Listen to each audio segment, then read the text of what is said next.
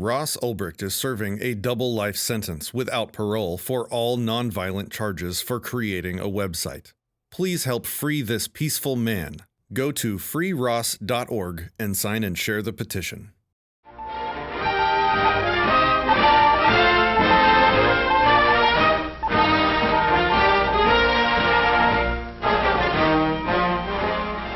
Remember when amateurs with homemade radio sets used to sit up until all hours of the night talking with other radio hams around the world?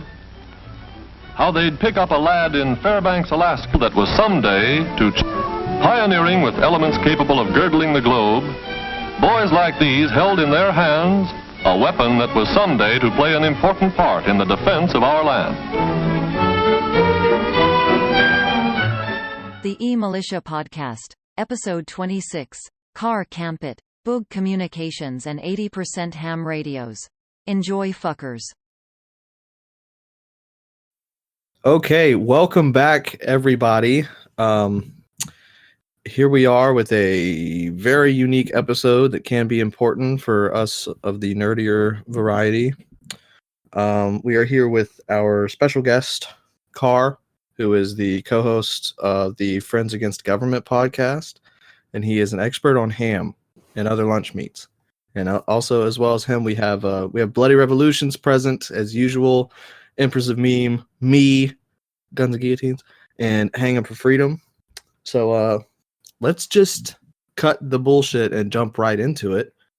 Car, what got you so into ham? Oh yeah, first of all, I like how you just like cut me down. Like this is the nerdy episode, like right off the bat. Really, yeah. Like, Well, I mean, you have to admit, like ham radios they're a nerdy hobby. They're useful. I am here. You brought me on. I am here to show you why it's not. That'll be my mission for the day. How about that? Yeah, okay. There you go. There's the hook. Okay, yeah. First of all, thanks for having me on again. I was on a recent one with you guys that was on a topic a little bit less desirable, I think, for everybody involved. And so it's great to come on for something that I'm really passionate about. But ham radio, I got into ham radio first because my dad was a ham, and so I was young when I got licensed and got into it. So it wasn't like later in life I realized it was useful. It was just a nerdy, if you will, hobby that I got into early. And radio, I think, is one of those things that's like a little bit of a lost. Maybe with the internet, it's kind of taken a backseat, but I think it could be useful in a lot of situations. So that's kind of the short version of why I'm a ham radio operator and why I've kept my license active and why I still practice it. Awesome. Yeah, and in these uncertain times, as we're seeing with Virginia, more and more people are suddenly freaking out about monitoring and privacy when it comes to organizing against intrusive forces, shall we call them, such as the NSA. We saw with the recent whiskey scenario up in New York. He was being heavily monitored. Obviously, he was putting stuff out on social media, but they were also threatening to cut off his connection to the internet. And then from there, you're sort of dead in the water these days, because most people, that's, if you're not on an app or you're not using cell service, then how else do I talk to people? And so a lot of people are suddenly like, oh, wait, these technologies exist. And so all of a sudden, everyone's turning to people such as yourself because they're interested in these like Baofeng radios and what is now considered unconventional means of long-distance communication. So it's been a long time. We've all of us old school hams have been waiting for decades to finally get laid, and this is it. This is when we cash in. Yes, we're cool again. Hams. You guys want to learn about hams? Hell yeah. Let's not say again. You've been cool for a long time. We just haven't realized. There you go. That's right. I will have to constantly cover for myself. Yeah. So where do you guys want to start? Yeah. What is like? Okay. First of all, I want to let it be known I'm going into this blind. I've never dabbled at all with radio usage or anything aside from like the occasional like walkie-talkie.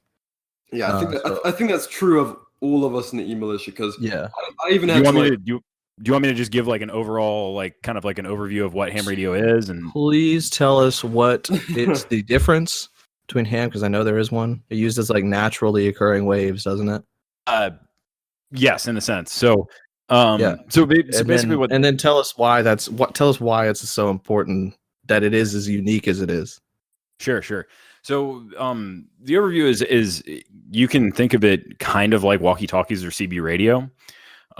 It's the same principles, but the ham community is fairly like active, and there's a fairly big market for ham gear and new methods of communicating. So where things like your walkie-talkies that you buy in Walmart or whatever, and your CB radios often only communicate by one mode of transmission, whether that's FM that you may be familiar with, the thing that you tune into in your car, or AM the same way. There are like many different ways to communicate in ham radio. Now you can do that on any part of the spectrum, but the radio frequency spectrum, but there are certain sections of the radio frequency spectrum that, unfortunately, just the way that life is, the government has reserved for ham radio operators. And because they're so vocal, and because people kind of don't give a shit about the ham radio community by and large outside of the ham radio community, we've more or less been able to retain a lot of these sections of spectrum. And in these sections of spectrum, people are, they're hobbyists, so they're really they're interested in developing these new ways of communication. So when I say that there are different modes of communication, AM, FM, Morse code, or what we call in ham radio CW, continuous wave.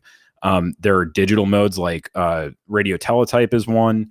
A bunch of different new protocols or modes of transmission were developed throughout, I guess, probably the 90s and 2000s, and up until now, that allow you to kind of like plug your radio into your computer, and you can type messages, and they'll transmit. I'm trying to think of how to simplify it, but just through you can just type and it'll transmit through a mode that will allow another person to pick it up on their computer and just read it on their screen, almost like an internet transmission or like an email. Oh, okay. So the power of ham radio really comes in some sense from the community, where it's just a very experimental, very like active community for that sort of thing. Yeah, that's really cool. I didn't know it went anything beyond, sitting there like, hey, Golf 909 or anyone on this frequency. But no, that's that makes sense. I mean, there's so many applications for the way you could, push these technologies. There's always some way to innovate with this stuff. So yeah. Well, really, before the internet, it was the only way for the average man to be able to reach out across great distances and be able to communicate with people. Right. Yeah.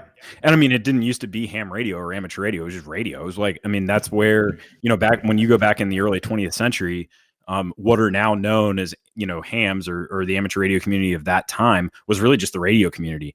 And it wasn't until after World War I or during World War I, where ships were trying with it. Actually, it's pretty funny. I think I was reading it in Jesse Walker's book. Jesse Walker he writes for Reason. He's awesome. We've had him on our podcast. He wrote a book. I'll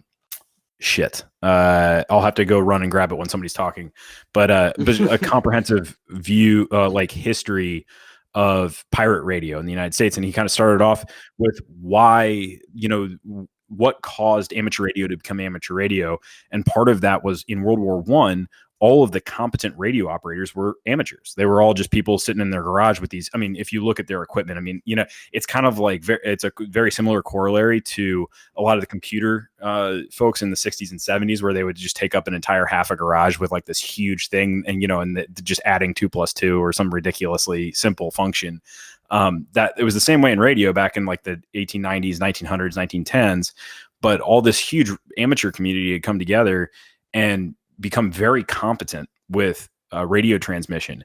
And during World War I, like ships were trying to figure out how to communicate. So they were trying to like loot the amateur community to just come on and work as like communications guys on the ships.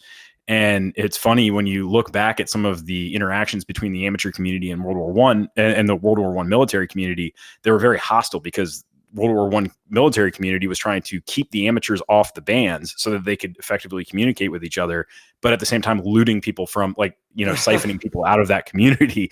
And so it wasn't until after that they really, like, I don't know if it was the FCC or what portion of the government it was at the time, but then they started to professionalize it and try to, like, limit the amateur bands and stuff like that, even though we had developed all of the technology basically.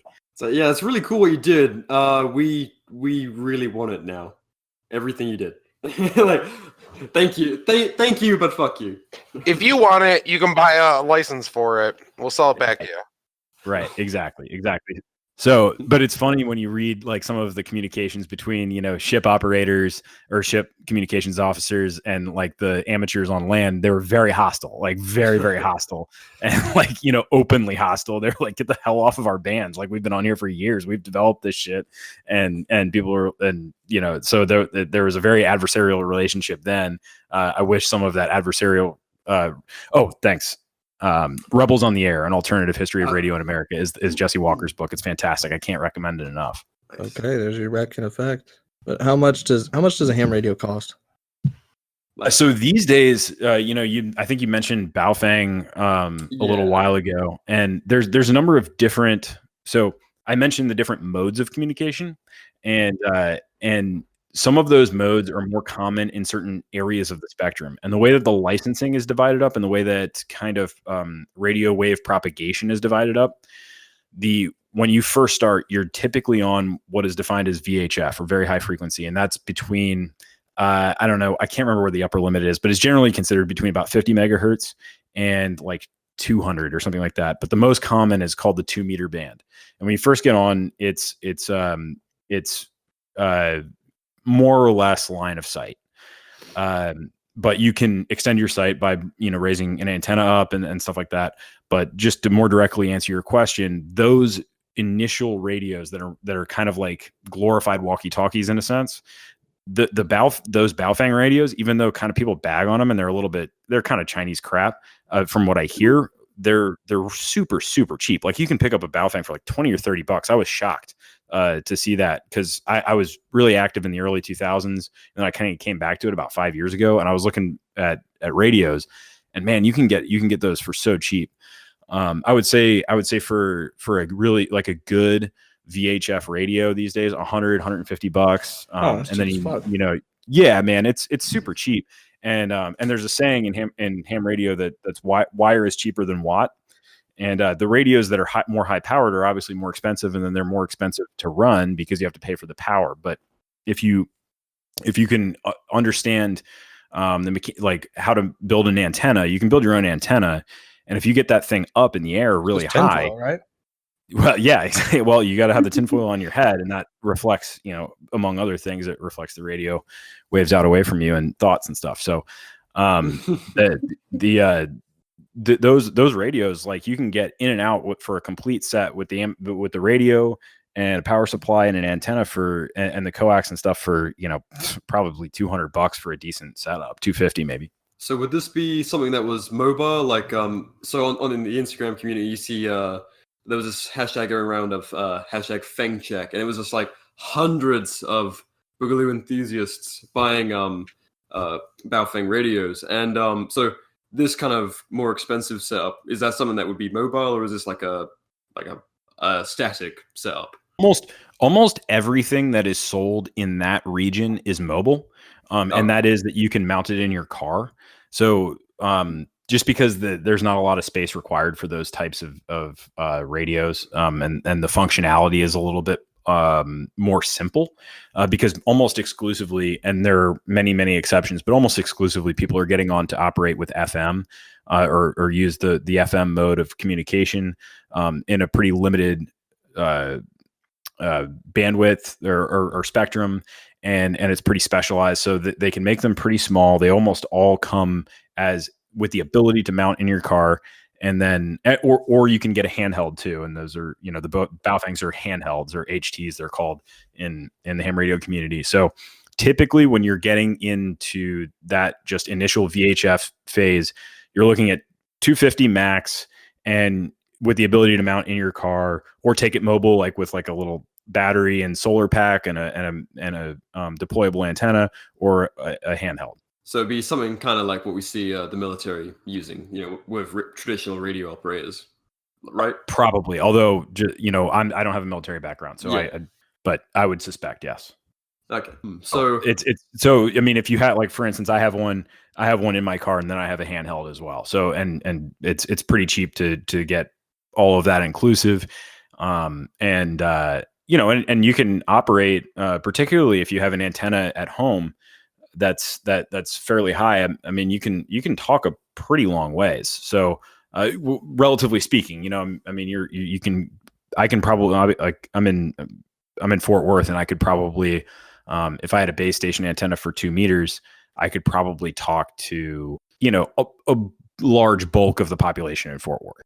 So it's that would be ideal for like mid-range communications, not like across the country or even like across the state, but for our purposes within, I don't know, a conflict zone, let's say, Sure. Yeah. That would be what you could use for something that's a lot more local.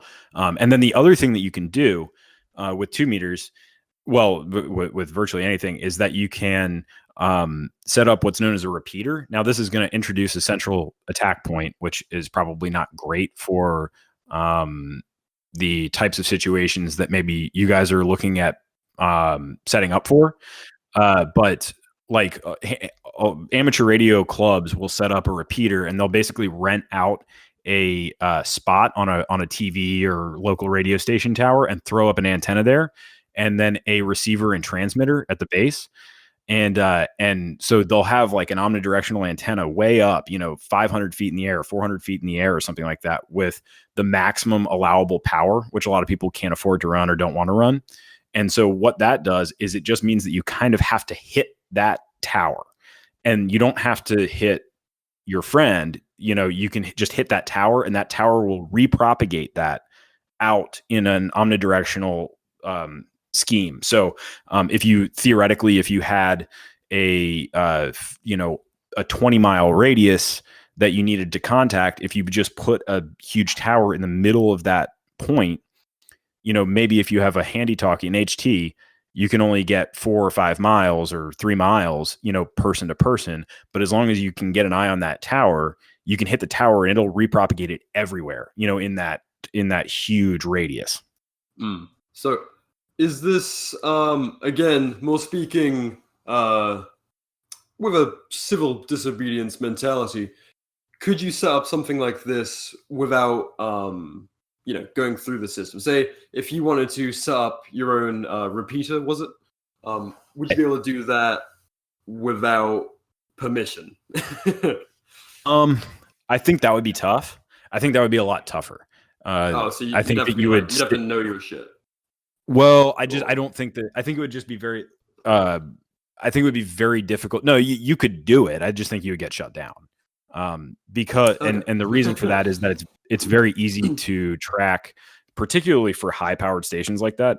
It's really freaking easy to track where the radio waves are coming from. And if you have a high powered antenna that's on a highly visible structure, people are gonna be like, okay, well, it's obviously coming from there. Gotcha. So I guess from there, kind of becomes a question of viability. So, what's the best question to lead on from there? Well, I think I can probably go to where you're looking to go. Take the reins, man. So really for longer distance communication, and this is where I'm not sure if you're familiar with the ARRL. It's the Amateur Radio Relay League, and I don't think it's legally attached to the government at all, and it certainly didn't start that way, I'm pretty sure. But in the early days of ham radio, really the only way of communicating was on a band called HF, which is high frequency. So that's below 50 megahertz. And in the early days, it was all Morse code. It was CW. And then phone transmission or phone communication came along after that. And that's most frequently called SSB or single sideband. And so I'm trying to think about how to structure this. So the less kind of information you put in the radio waves, the longer that they can propagate, the longer distance they can go. So you can use a lot less power and get a signal a lot farther just by using Morse code than you can by using like a really high fidelity FM transmission. That should kind of make sense intuitively. And there's, obviously a lot of math behind that. But if you want to just send some dits and das like for CW, you can push that radio wave a lot further, and you can do that on lower frequency waves that will actually propagate a lot farther. So that HF band is probably what you're looking to use if you were going to be trying to operate person to person, like in a peer-to-peer way, over long distances. There are some challenges that are involved, but the kind of the point of it is to come up with a method of propagating or sending communication from person to person. So, relaying it, amateur radio relay league, right? And so if you use these HF frequencies and you use either single sideband or CW or a data or some other data mode, you can start to send, I've talked more or less around the world on, 50 watts. So you can really, really extend your range, and you can extend the number of people that can hear you, and you can hear them, and you don't have to go through a central source, and you can do it in a way that's a little bit less, with a little bit less of a footprint. So that was the next thing I was wondering about. So low frequency, like Morse code and such, would that be less visible? I don't know if I'm even using the correct language here, but like if you were looking for communications that you didn't want to happen, would lower frequency messages like Morse code be harder to find? So yes and no. And here I'll give you why. If you are not relying on a centralized source, you're not going to need to be communicating constantly, probably. It depends on what your goals are. But if you need to relay a message once a day or twice a day, or as the need arises, and it's not super frequently, it gets more and more difficult to track, because ultimately they're going to have people on the ground that are tracking it. And you can't be everywhere at once. They have limited resources. I think the field office down here in Texas has like 2 or 3 guys. So if I were to operate, like, let's say, for instance, and this is something that I've been toying around with, if I were to operate, like, say, a pirate radio, like I've been thinking about doing a community radio station for my community, a pirate radio station. If I'm operating continuously, or broadcasting continuously, some dude in a van with a directional antenna can just run around my neighborhood. If I'm doing it for a week, he's got a week to find me, right? It's just continuously broadcasting, even though, because the frequency is higher, my antenna can be smaller, and perhaps I could hide it in my attic. He could probably, over the course of a week, figure out what house it's coming from.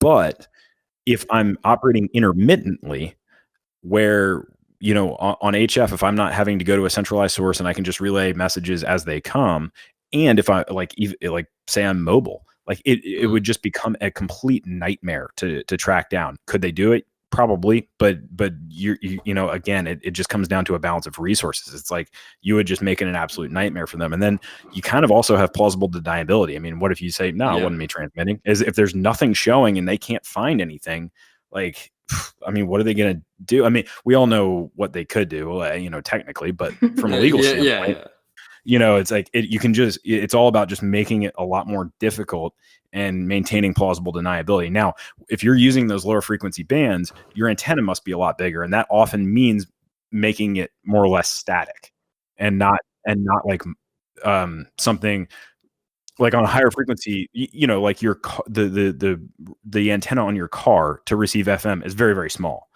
but as you go down in frequency, your antenna must be bigger. And so that's why that question is a little bit yes and no, because the higher frequency antennas could you improvise antennas out of standing objects, maybe like a water tower or some other kind of large metal structure? So what you need to do is you need to have resonance with the frequency that you're using. So and what happens if you don't is you get a very bad, it's called a standing wave ratio. And basically what that is in a nutshell is if you have an efficient antenna and you're putting 50 watts out to that antenna, and it's perfectly on frequency, it's perfectly tuned, you're propagating 50 watts. If it's not perfectly tuned, if it's a little bit off, you might be propagating 45 watts, and 5 watts are coming right back into the final amplifier of your radio. If it's even worse, you're sending 20 watts back into the final amplifier of your radio. And if it's bad enough, and if the final amp is highly tuned as they are these days, not like they were in the old days, you'll just fry your final amp, and I've done it. Ooh. Oh no. Like, let's say you got a 50 amp antenna, you have a decent one. Would you finding a tall structure, running it up, sending a message really quick, coming back down, is that giving you the extra distance you need? I think by and large, that's the move. I think that would be the move is coming up with because you can make an antenna out of just some wire, some copper wire, some like I made it out of like an old telephone, cord. So you can, as long as you cut the lengths correctly, you can get it pretty dead on. And then if you you can just go out there and you can tie some fishing line around a rock and throw it over a limb, throw it over another limb, have a coax come down to your radio, and you've got a perfectly tuned antenna because you already made it, and have it deployed, and then you just pull it down. I think that's probably for most applications, especially if you're mobile, that's what you would want to do. Now they also make tuners. You can also have an antenna tuner that will help you improve the resonance of an antenna if it's slightly off. They can only do so much, but that will help you too. So a lot of the radios, like if you're operating in the field, those radios will have tuners built in, and you can get some pretty meaty tuners that'll help you tune some pretty bad shit. But you probably couldn't, like to what you were saying earlier, like hook it to a water tower or something like that, and they would probably not. No, you'd have to make your own antenna, but it sounds like it's something pretty much anyone can make with a little bit of math. Completely feasible. And then you just have to climb the tower or something like that, or whatever you had. Climb it, throw a rock, carry a fishing rod. There's a million ways. I've used a slingshot. I've had friends that have used drones. Like you just get it up over something as high as you can. And height is everything. Height's the name of the game. And having a well-tuned antenna but that's already taken care of because theoretically you've already cut the wire, you've already soldered it all together, so it's just getting it up as high as possible. Nice. So this isn't like, okay, you're talking about continuous wave sends Morse code, right? Yeah, but you could do this is for sideband as well, so that's voice. Right, but continuous wave it goes farther. That's correct. With less work. Yep. You should have heard us trying to learn agorism. All right, hold on. So, but the way this works is like it doesn't store a message, right? So like somebody has to be actively listen to the Morse code and then translate.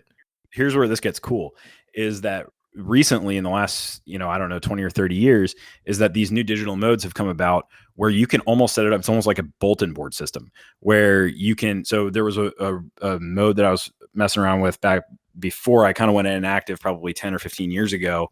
And recently I've gone active again, but was PSK 30, PSK 31. And I'm sure there are improved versions of that now where I can just have my radio on and my radio connected to my computer, and through software, I can just monitor certain frequencies and just log anything that comes through. And it'll give me a time, and you can even and the sender, the transmitter, can have their radio transmit their call sign. So I can just see, okay, call signs, X at 4:21 this morning sent X, and it just logs it. So those digital communications are virtually as efficient in terms of distance for power as CW is. So that's where I get concerned. So someone could also feasibly set up the same thing to monitor communications they're suspicious of, right? Yeah. Is there any way to be stealthy about this? Absolutely. So this is and again, this is illegal, and there's a reason why it's illegal. But you can use encryption for this. That is not legal in the United States technically. Well, but if you wanted to use public-private key encryption and share your public key with your compadres, you could make this just like sending something over Tor. Okay. Awesome. Yeah, I think piracy was a question we got a couple times. Piracy? Privacy.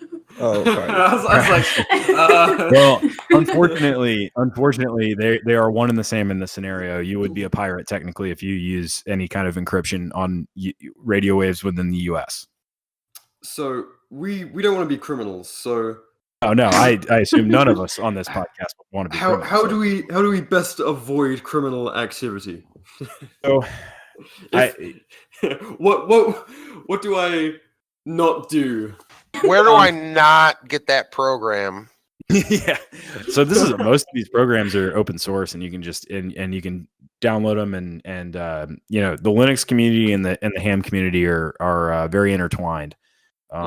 So, yeah, I mean you can definitely do this stuff. I haven't messed around with it, Of course, but if you if you wanted to, you could do it, and you could probably not get caught. And the thing is like the thing about the ham community is that it's pretty self-policing, and unfortunately or fortunately, depending on how you want to look at it, it's not a terribly rebellious community. So that has advantages and disadvantages. The disadvantages are that the existing community, you probably can't go to your local, amateur radio club and say, hey, I want to transmit encrypted shit like over the radio. Nobody, like, people will not give you the time of day by and large. But it does have the advantage of the fact that the ham community has basically flown more or less under the federal radar for decades. Because it's such good boys. yeah, they are. It's a very self-policing community. And if you kind of step out of line, the ham community gets upset. So now, can they find out who you are if you were to do something? If I were to just fire up my radio and just start blasting bullshit onto the air, like, nobody is going to figure out who it is. It's just very, very difficult. Because they would have to come and physically track down my antenna, and like, who can do that, right? It would be like, if I'm sending a signal out that can be received across the country, and I just sit here and I transmit like music, which is not okay. How long is it going to take for somebody to realize that I am, because the bands are huge and there's not a whole lot of people on them. So how long is it going to take for somebody to hear it? Then how long is it going to take for somebody to like care like that much, then report it to an official observer? Then that official observer is going to have to report it to an FCC field office. Then the FCC field office is going to have to decide, hey, do I want to run out to where I guess this might be coming from? I've gotten some random reports from around the country of this on this certain frequency, but I don't really have anything to go on. Where do I start? And there are ways I'm sure to like kind of cut down their work, but man, that's it. It's going to be a relatively tall task, theoretically. Going from a complete rookie to a like moderately capable ham radio operator, how long is that going to take? How much are we going to have to commit of our lives? Yeah, not super. Where do long, we start? honestly. Like, tell us how to be like a shittier version of you.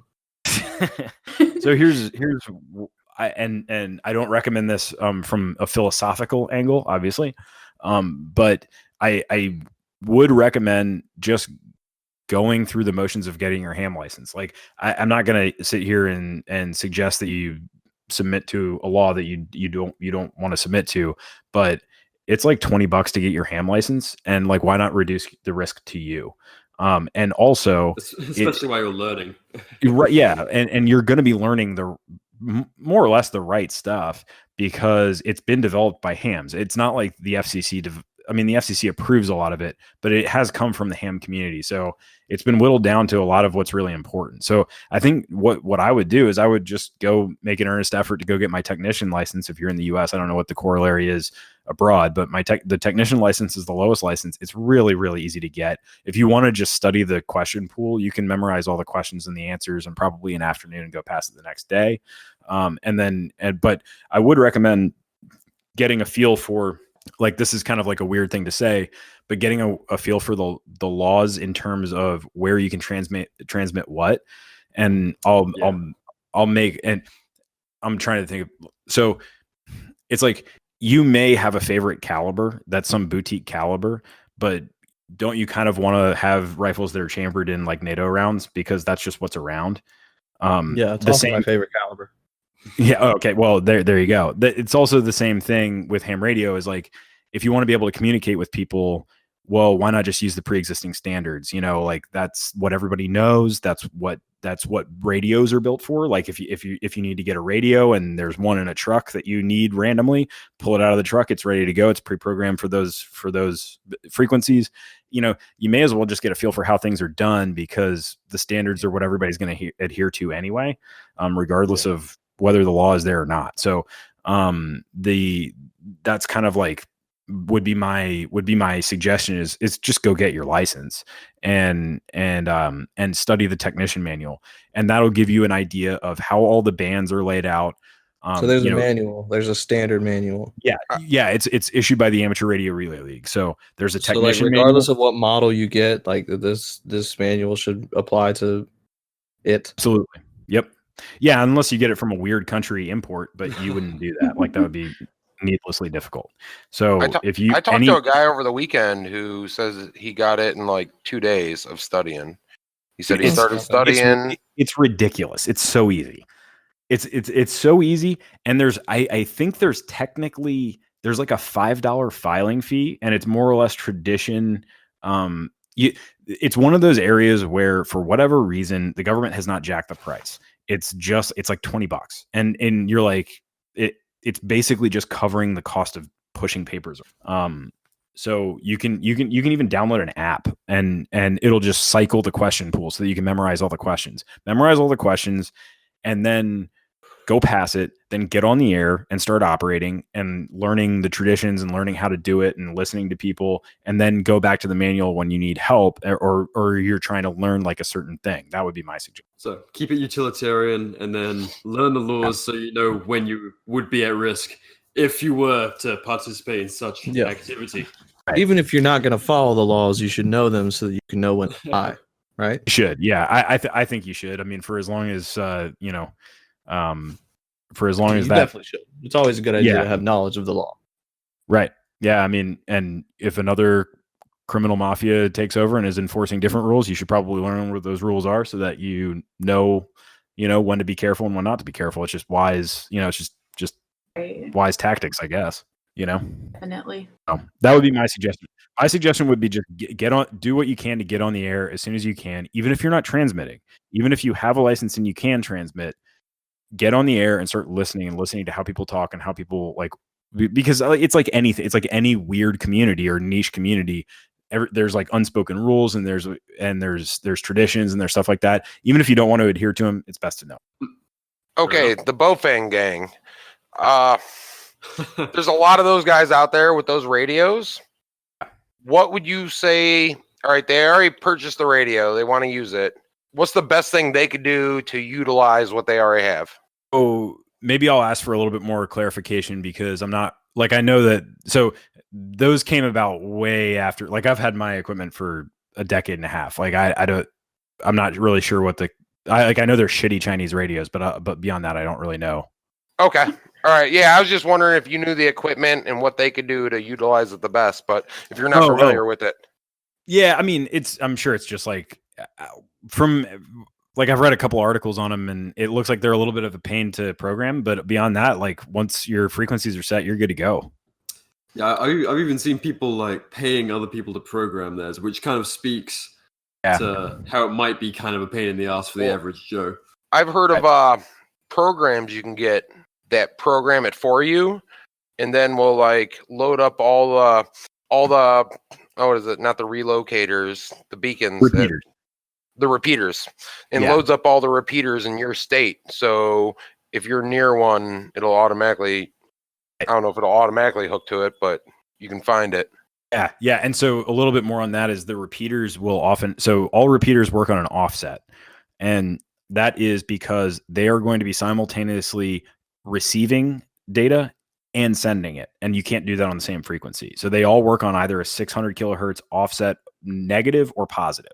So if you are trying to hit a repeater, you need to set that on your radio so that you can hear, like when you're not talking, you can hear on the right frequency the things that it's sending back, and then some of them also have what's called a tone, and that is that along with your transmission, you'll transmit a certain tone with your comm that will unlock the repeater, and that's to just get rid of interference. So like, so there is, and that's something that's come about pretty recently as well. Well, not super recently, in the last like 15, 20 years, but so yeah, you need, so it becomes kind of a lot of programming if it's a clunky radio, and that's probably why those markets for quick programming have erupted, because I imagine it might be pretty clunky on that radio. Makes the best ham radio that's like portable, like one for your car, and then one that's not. So there's kind of like a big two radio companies, and that's ICOM and Yaesu. And those have been the big two for as long as I've been in it, and they make really, really good stuff for a reasonable price, and they stand by their product. And I mean, there are other great radios, and I wouldn't knock those, but if you just want to just do it and not worry about it, buy an ICOM or a Yaesu and just walk away. Sell it. I have both. I have a Yaesu in my car. I have a Yaesu handheld, and I have an ICOM for my base station for HF. This sounds involved. Oh my god, we're like, You're one of the worst. Like I have to. This is why I think that it's one of those things where get a 2-meter radio and just start getting on the air, and just go get your technician license, go get a 2-meter radio, and just get on the air. And once you get a feel for it, you will then you can start to branch out. It's like when you first get into guns, like go get like a Marlin or a Maverick 12 gauge or something like that. Just go start shooting and see what you like. And then from there, go nuts if you want to, but at least you kind of have a feel for what you want to be doing. I like that you have analogies that are friendly to our simple minds. Oh man, yeah. He's speaking guns. I know this one. Yeah.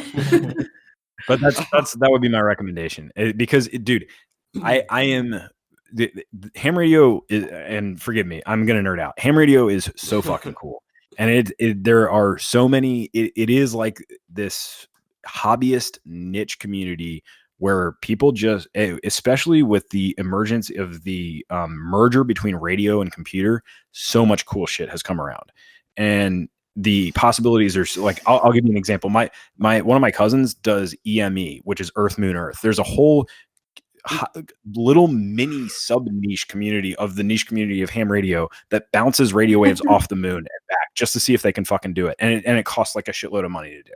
Like That's there awesome. are these like weird, like it is so expansive what you can do with radio but it all starts, I mean, it's for 95% of hams post 1980, I would say it all starts at 2-meter. Just get a 2-meter rig, a cheap 2-meter rig, get a cheap 2-meter antenna, and just start listening to people and start listening, figuring out how the radio works, and it'll lead you to the next thing. Yeah, just one of those hobbies you have to like just dive headfirst into and see. Yeah. See where you're at. You can sit around. It's man, it's like guns. I'm sure. Like you can kind of like look at all these different calibers. I don't know if it's kind of like guns. No, Well, maybe not. I mean, No. ever Guns get made fun of by a Dungeons and Dragons person? yeah. It's like guns, but we had to wait a while to get laid. No, but it's like any niche community is like there's a lot of really intense people in it that swear by one thing or another thing, but just the first step, just get a radio, start listening, and start figuring out what you want to do. But my personal favorite, I would recommend taking the next step, getting your general license, and getting on HF and using single sideband, which is the voice communication mode that's most frequent down on the HF bands. And then at that point, you can talk to people in Europe and Russia and China and in South America for, as long as the bands are open, and you can hear a lot of cool shit. And then, that'll just, for me anyway, that's what really like sparked my longtime love of it. I wonder, like, so like with our listeners and with you, if people go and get their license, maybe we could start a Discord for like ham radio enthusiasts, and you guys could try to talk to absolutely. each other. I would love to. Yeah, I would absolutely. Yeah, and I know that there's a few people that are ham radio folks that have gotten in touch with me. So one of the hurdles is that if you share call signs, it's pretty much a full dox. So address and name and everything. So that's like would be one slight hurdle, but as long as people got to know each other, I think definitely. Yeah, because that's the thing, right? You got to call out the number that the government assigned you, and then that's public information, and someone can go back and look it all up. Oh, I mean, yes, you have to. Wink, wink. Okay. Yeah. Well, yeah. If we were trying to avoid getting in trouble, I mean, obviously, we always are. It depends on what you're doing. If you're remaining fully legal, you should be identifying yourself by your call sign every 10 minutes. Oh, wow. But no one probably does that. Yeah, I mean, it's one of those things that's not really enforced, but that's theoretically what you should be doing is identifying yourself every 10 minutes, and then when you hang it up, and go silent. So on that point, has there been any notable prosecutions of anyone operating ham systems recently? Like, is it one of those things that like they haven't arrested anyone for not answering the census since 1970? But right, yeah, very few, very few. You have to have really egregious behavior. I remember there was a guy, and I mean, I haven't looked it up, but just anecdotally being part of the community, there was a guy in Florida so like the max fine, I don't even think there's jail time for your first sentence. Like I don't even think there's the option. But yeah, I think you can get up to, I think, a $10,000 fine right now on your first offense. Yes. But again, I don't think there's jail time. And I only remember that one guy. And I mean, I have heard there are some real like pieces of work on HF. And I think part of that is because like it's very, very difficult to track, particularly if you're not identifying yourself. But I remember there was this dude from Michigan when I was growing up that would just go like, you're technically not supposed to use profanity on the air, and there's no real defined what is profanity. But this guy would just go absolutely ballistic and you could tune into him. He would just every night he'd just be going after it. And I mean, I never heard him get in trouble, and everybody knew his call sign. Everybody knew exactly where he lived, and nobody. So a legit rebel on air. Yeah, dude. I mean, that guy, it was something from Kalamazoo. Well, that's great that everyone knew who he was and just was like, "Hey, that's the crazy guy. We're gonna leave him alone. Who gives a fuck?" Yeah, that's more or less what happened. You just moved to a different frequency. He was always on the same frequency, just going ballistic. Well, that's kind of polite of him. Yeah. didn't just change it up to fuck with other people. Like, no, Crazy Joe's on this one now. What's up, fuckers? That's seriously that would be the way that you would get people looking for you, is if you just were roaming the bands, like ruining people's communication. That'd get people butthurt. If you're just going ballistic on one frequency, people just are gonna avoid it because who wants to hear my opinion on Jews? Oh, God damn it! He found us. Move on. Immediately, a doorbell rings like right after you. Oh fuck. So yeah, I mean, particularly on HF where it's very long distance, like just the radius of where it could possibly be because you don't even know technically if it's being transmitted in country. Like I'm fairly close to the Mexico border. Yeah, so if it was relayed, I guess you could probably relay from Mexico into the States, right? And then it's anyone's guess where it started. Yeah. Now you don't typically relay on HF. It's usually what's called simplex, which is just person to person. Okay. So I think you probably could with some of the digital modes, like set up like kind of that bulletin board system. But I haven't messed around with that as much recently. But yeah. So it's almost all direct on HF. But yeah, it's like where the hell does it come? Like how many miles am I from the Mexico border? I mean, not that many. Like who knows? Now if somebody could. What happened to be right next to my house, as I was transmitting, maybe, I guess. But the other thing too is that a lot of these on HF, most of the signals are actually you're bouncing them off the ionosphere. So there's a skip. So a lot of times, like if I'm in Fort Worth and somebody is 100 miles west, in some town over there, a lot of times they won't hear me because there's a big skip zone because I'm skipping it up first off the ionosphere and then it's coming back down. So like you might be able to hear me in California, but you're not able to hear me, for almost right next to my house. That's pretty crazy. So yeah, can you like change frequencies or something like that to be able to hit someone right next door? Yeah. So what you'll do is a lot of times in HF is certain frequency for certain like bands or frequencies will be open or closed, and those are almost all have to do with sun cycles. There's also some local weather stuff and some other things, but they're almost all kind of based on sun cycles. And unfortunately, we're at the bottom. We're like at the trough of a sun cycle. I think it's 11 year. It's been really bad. Like I've been trying to talk to my dad back on the East Coast and we haven't been able to make a connection yet because the bands have been so bad, but individual bands might open. So one of the ones that's like kind of a really great band when it's open is 20 meters. But if 20 meters is open, maybe 40 meters isn't. 40 meters typically opens more towards the evening. And 80 meters opens at night. And so it's like, it just kind of depends. It's very dependent, but you get a feel for that when you're operating. It's like you'll switch bands based on the weather conditions or based on, whether it's night or day or, some various other stuff. And there's websites that can help you out with that too. Man, you just know there's some like Instagram kids who are like so eager to get into this stuff right now, going like, absolutely is what I was thinking. Like, what the fuck? Like, I have to think about science when I want to send my mates a message. So here's that's why I really suggest getting on the air. It's because it's a lot to figure out if you're figuring it out on your own. But if you're following other people, they'll just say, okay, we're going to operate 40 meters during the day. And then we're going to shift to 80 meters at night to talk. And you don't even really need to know why. You just do it. Car's about to become this like icon that I follow. I'm literally setting it up so that nobody like learns anything and always has to come to me for information. This is how I begin my clip. Have a nice little monopoly of information because your empire.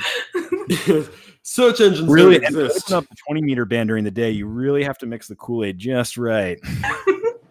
The Jim Jones of ham radio. Yeah, the Jim Jones ham radio cult. Oh man. Oh god. All right, did everybody open their mail today? Oh man. Where are we at? This was very informative. We don't really know a lot about ham radio, so it's hard to ask questions. I just asked the questions that I have because I figure if I know nothing about them and I have them, then that means other people that know nothing about them will also have the same questions. Well, maybe the best way to do it is like if other people have like, I'm sure I kind of like word vomited, and if anybody like kind of thinks about it and then has some more questions or some people send in some questions, you guys can have me on and I can start to grow my cult. Yeah, of course. Absolutely. Do you talk about this on your podcast? There's been like brief mentions of ham. There's been I don't know if I've done a complete episode on ham radio, but maybe I should. Maybe I'm just giving you a chance to plug your shit. Can we all get like producer credits for the cult so we can screw the taxes? We're VIPs. We don't want to have to be involved with it other than the credit. I want to be part of the leadership. We'll need to file for. I don't want to have to do any of the weird shit. Well, I got bad news for you. Specifically want to do the weird shit. That's all it's about. Wait. Ham radio? Oh yeah, that's why we started this thing, not the... You will have to wear around a tinfoil and copper antenna hat. I do have a couple questions. I have a couple questions from our followers, but I don't know if I'm going to be asking them correctly. Just go with it. I was looking at them too. Like somebody wanted to know your opinions on TACSAT. Oh, like tactical satellites? Is that? I like guess. Are they ham related? There are people that put satellites in the air for sure. There's satellite communication in ham radio, and it's something that I have not messed around with personally, but it definitely exists, and I'm sure that there's a lot you can do with it. Somebody else wanted to know, how do they talk to girls? No, I can't answer that. Ask that on a ham radio episode. Well, I didn't want to make the joke. I already said making it cool again, so I didn't want to make that joke. But self depreciation is fine on this show. And so then we have again, this is gonna be one that I'm not sure if I'm even beginning to ask it correctly. Civil alternatives to FBCB2 systems. Does that sound at all familiar?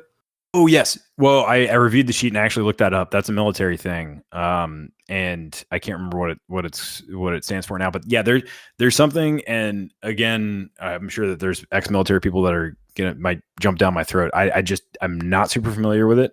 But there is something that's very what I perceive to be very similar in the ham radio side, and it's called APRS, APRS, and that stands for golly, I cannot remember what that stands for, but it is actually a really, really cool protocol. It's so primarily, I think people use it on 2 meters. So you can use this right as soon as you get your technician license. And these days, 2 meter rigs will come with, APRS enabled. And that's basically it's a protocol that will, thank you, Mel, automatic packet reporting system that will report your like a bunch of important data, like your location, perhaps weather, your vector, like your velocity, direction, and stuff like that. So you see people use it, and I've done this where you volunteer you may see if you do like a bicycle race or a 5K or something like that. A lot of times the local ham radio community club will volunteer to run support for it, and all of the cars will be APRS enabled. And so the central command post basically will be able to pull up a map and see where all the cars are, where they're going, like their speed, their direction.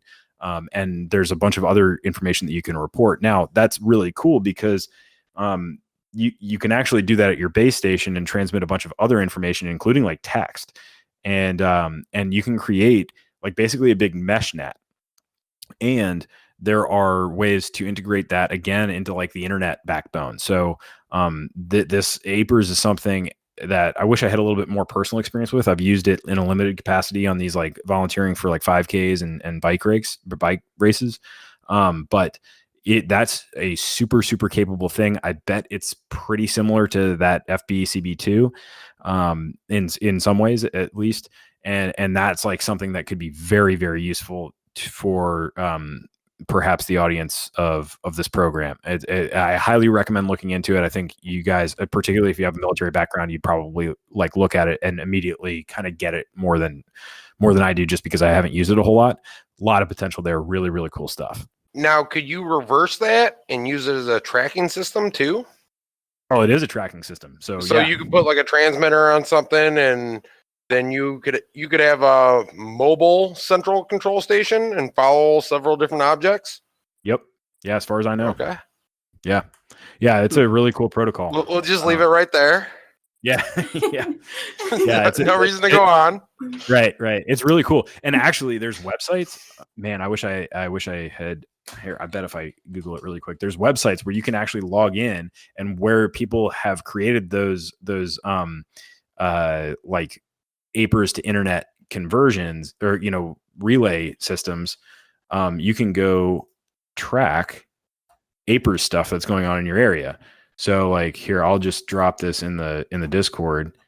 You can go check out all kinds of like 3Ks and 10Ks and or just people leave them on in their car. So like that thing that I dropped in there, like you can just go click on a car. So I just clicked on a random car in Dallas, and this car is on.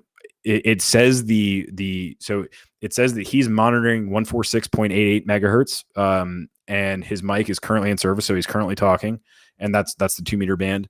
The wind speed is 21 miles an hour. The car speed is 21 miles an hour. He's heading at 290 degrees. His altitude is 469 feet, and then some other information. But that's just some random guy, and he's transmitting that at all times. It's getting picked up by somebody on the mesh net who has access to the APRS internet backbone, and it's just being relayed, and you can check it out on the map. And there's some like weather stations on there, so this is really cool. Like if you want to go check the weather, like if shit's really going down somewhere, you can go check weather stations and like see what the wind is gusting to, and the rain, and how much rain, how much snow, or whatever. And it's like really interesting to go see that. I'm sure there's ways that you could aggregate that data in real time to come up with some pretty interesting data sets. We'll put that link in the show notes for everybody else. Is there a way to, like, would you be putting yourself at risk to have this APRS system on you? Like, is there a way to involuntarily track people if you were using such a thing? Oh, if you're not transmitting? Yeah. No.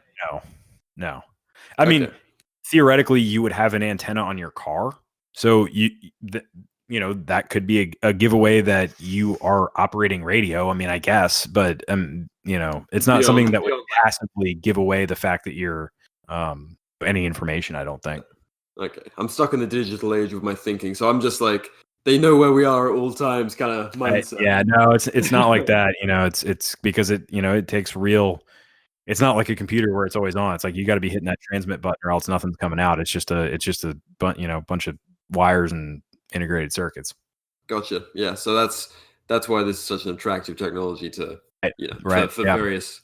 When it's off, it's off. Yeah. Yeah. Which is not quite the rule these days.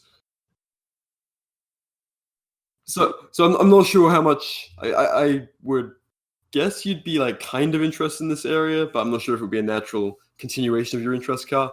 But are there any encrypted apps or any technology in that area that you've looked into at all, or are you purely like ham radio is the one? Man, I mean, I think the encrypted apps are cool. Like I know there's like Signal and Telegram and WhatsApp and stuff like that, but I just don't have the expertise to tell you which ones are the better one. Like I've definitely heard that some of them have flaws and stuff like that. I just don't have that expertise to tell you which ones are good or bad or whatever. But I'm definitely a huge fan of public-private key cryptography. Yeah. Here's a question from our followers. Any thoughts or experience on email, BBS, and IRC-like applications via ham? Yeah. That's where you would go and check out those PSK modes, and I think like PSK 31 is one that I had used in the past. They may be there may be far more useful, interesting, and easy to use ones these days. But those are essentially that is very much like those bulletin board systems of yesteryear. Awesome. I really feel like this is one of the episodes our followers are going to listen to like several times. Oh yeah, like I want to. I'm gonna go back and listen to it a couple. Yeah, I have to rewind a lot and follow the step by steps. It's really good. I'm just stoked to come on and talk about ham radio because I never get to talk about it. So if I'm like I said, I'm perfectly happy if people have questions or mull it over and you definitely seem to. We could do like a follow-up episode. But you are not only a ham expert; you are a jack of many trades. And you even co-host a podcast of your own. Yeah. That's right. Thank you so much for bringing that up. I appreciate that. It's actually the Friends Against Government podcast. You can find us on all your podcatcher transmitters or whatever. And you can find us on Twitter. YouTube too? No, we're not on YouTube, I don't think, unfortunately. But yeah, you can find us on Twitter at Fadcast and me at Campit and my co-host Bird at BirdArcus. But we can find it wherever else podcasts are listened to. That's right. Yeah, pretty sure. I don't think there's any place that we're not in terms of like RSS feeds. All right, awesome. And y'all are Twitter based. Yeah, more or less. That's why Guns is playing catch up. You need to get on Twitter. Damn it. No, I'm not playing catch up. I'm plugging. Okay. But I was trying to do it seamlessly. Well, here we are. Well, you didn't. I would have if it wasn't for VR. Oh, sorry. He just called you on not being seamless. I'm just holding you back, Guns. One day you'll be big and famous. You can forget about me. Please, God. Is there any questions that we haven't asked that you would like to answer? Well, I was really Ask hoping yourself he was a gonna... question. What's the liner theory? Oh man, well, it's got to have its own episode. Oh shit! Stay tuned. I've been working on it. I got a lot of like pins in the cork board, a lot of yarn, a lot of papers. Mm-hmm. I'm still working on it. Still theory, but pretty sure it's a line. See, I've been learning so much. I don't know if you're serious or not. Pretty sure it's a line.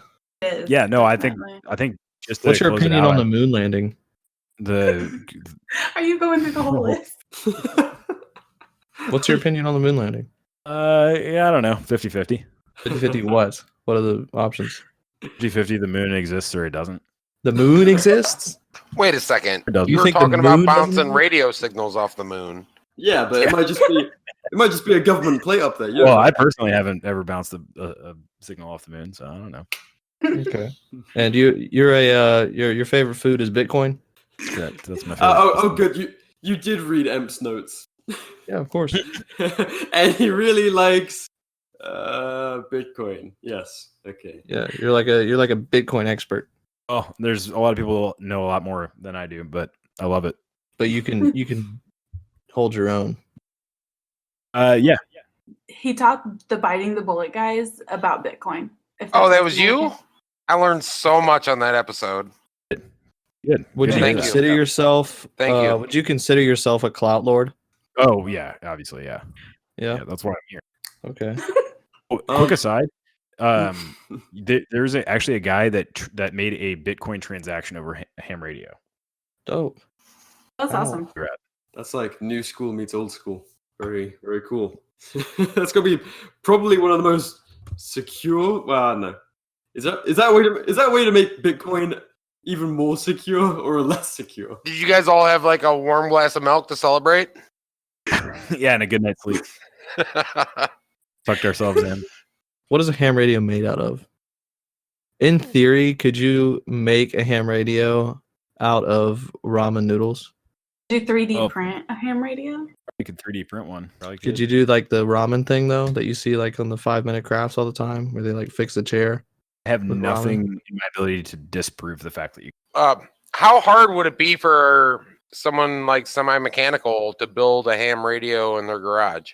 You could do it, absolutely. They actually sell little mini kits that with like a breadboard and some circuits and stuff With like like that. the pre-printed circuit boards and stuff, all the resistors, you just got to solder it up. Yeah, I actually Nice. made one like I mean it was probably 15 years ago. And it'll transmit like a half a watt or 1 watt, and it's CW only. I'm sure they make like more comprehensive kits and stuff like that these days. But yeah, 15 and I years mean ago. it took like I don't know a day, but yeah, it was really cool. Damn, that was a long time ago. So realistically, like you could print out a board, have someone that's good do some wiring, and just be printing out tiny little Yeah, dude. radios for Yeah. communication. Yeah, I never thought about it, but yeah, you definitely could do that. That's actually a really cool thought. Yeah, particularly if I mean, once you got the design down, yeah, you could crank those out because it's super simple. You just need the integrated circuits, and all the components and stuff like that. But yeah, you can do But it. you can buy those things for $5 for 300 of them on eBay. Yeah, you could. First That'd be really cool. First listener to 3D print a ham radio gets to be Gets a shout gets to be It's late. cult Nah, you leader. just get a shout out. Well, you have to have a comprehensive list of the parts and where you get the parts easily. What you could do is you could just go, to find a kit and just find the parts list for the kit and just copy it. So are we talking about 80% ham radios for the exceptionally paranoid prepper? Yeah. I don't want the government to know I have one. That has to be the name of the guide. 80% ham radio. How many years have you been doing this hobby? I've been listening. I mean, because my dad was a ham, so I've been listening since I can remember. But I got my license in 2001 or 2002. Damn, I wasn't even alive. What? Oh yeah, Yeah, you're man. 12. Let's not get into it. Anyway, unless anyone else has any more questions. Oh, now it's okay. Oh, fuck you! I'm putting a bow on it. At least he asked. You just wrapped it up. Yeah, because I could tell. I could Anything feel you it. want to add, Car? I got a knack for that. Oh, I think that's probably enough information for the first go round. Lovely. Yeah, that's next, a lot.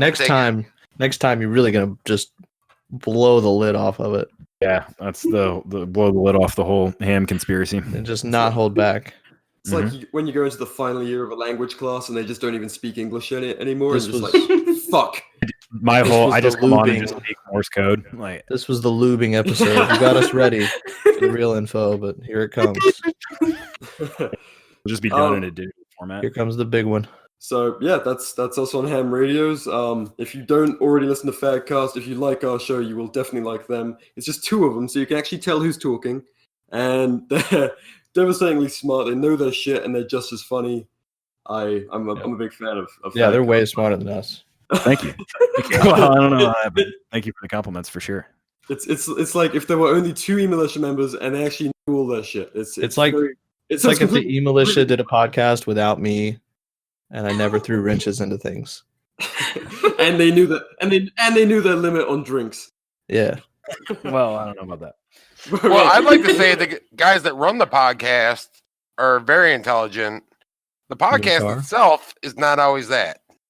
That's A lot of times it's just What are you goofing off talking and about? fucking around. I think he's talking about the eMilitia, not the Fadcast. No, I was talking about the Fadcast. Oh, Oh, that's rude. Yeah, no. The guys are really smart, but a lot of the episodes Yeah. they're just dicking around and having a Basically, good time.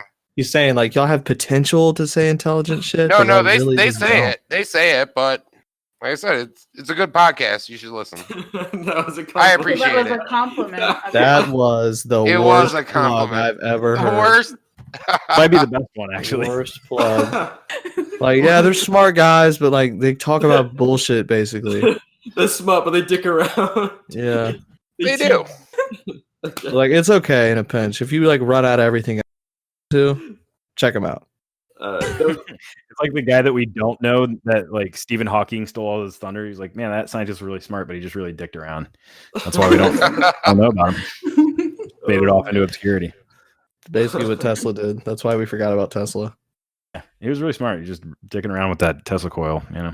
Yeah. Wish He he had had the same restaurant every day. Fucking nerd. Yeah. There we go. There's the name of the episode. Dicking around with 80% ham radios with There it is. Dicking around. All right, yeah. If Thank we you for- named it 80% ham radios, we're going to get a lot of listeners from communities that are really surprised we didn't add much to that. Fuck it.